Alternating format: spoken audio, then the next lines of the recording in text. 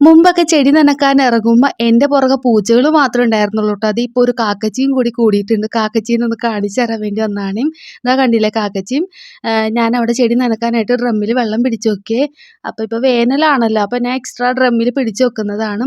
ഈ കാക്കക്കും പൂച്ചക്കൊക്കെ വേണ്ടിയിട്ട് ഞാൻ അപ്പുറത്ത് വേനൽക്കാലം ആയതാണ് തന്നെ പാത്രങ്ങൾ പിടിച്ചു വെച്ചിട്ടുണ്ട്. പക്ഷേ ആ വെള്ളമൊന്നും ഈ കക്ഷിക്ക് വേണ്ട കേട്ടോ. ഞാൻ ഫ്രഷ് ആയിട്ട് പിടിച്ചു വെക്കണ വെള്ളം തന്നെ വേണം.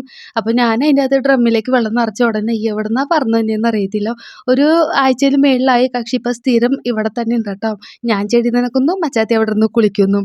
കുളിയും നനയൊക്കെ കൊള്ളാം, പക്ഷെ നോക്കിയും കണ്ട് നിന്നില്ലെങ്കിൽ പപ്പും പോടെയും മാത്രം ബാക്കിയാവുള്ളൂ കേട്ടോ. കാര്യം നിങ്ങൾക്കറിയാലോ, നമ്മുടെ വീട് മാർജാരന്മാരുടെ വീടാണ്. എത്ര പേരാന്നറിയോ കാക്കച്ചിയുടെ കുളിസിയും പിടിക്കാനായിട്ട് നിൽക്കുന്നതും. അതേ പിപ്പിരി താഴെ തന്നെ ഉണ്ടായിരുന്നു. ചാമ്പയുടെ മരത്തിലേക്ക് മേളിൽ കയറാൻ വേണ്ടി നിന്നാണ്. അതിൻ്റെ ഇടയ്ക്കാണ് ഞാൻ വീഡിയോ പിടിക്കുന്നുണ്ടാവത്തേക്ക് ശ്രദ്ധ മാറിപ്പോയതും. നമ്മുടെ പിപ്പിരി പെണ്ണ് മാത്രമല്ല കേട്ടോ, വേറെ ദേ ഇവിടെ കണ്ടില്ലേ ചോര അങ്ങോട്ട് ഊറ്റി കുടിക്കുകയാണ് നമ്മുടെ കാക്കച്ചി പെണ്ണിൻ്റെ വാവച്ചനാണ് കേട്ടോ.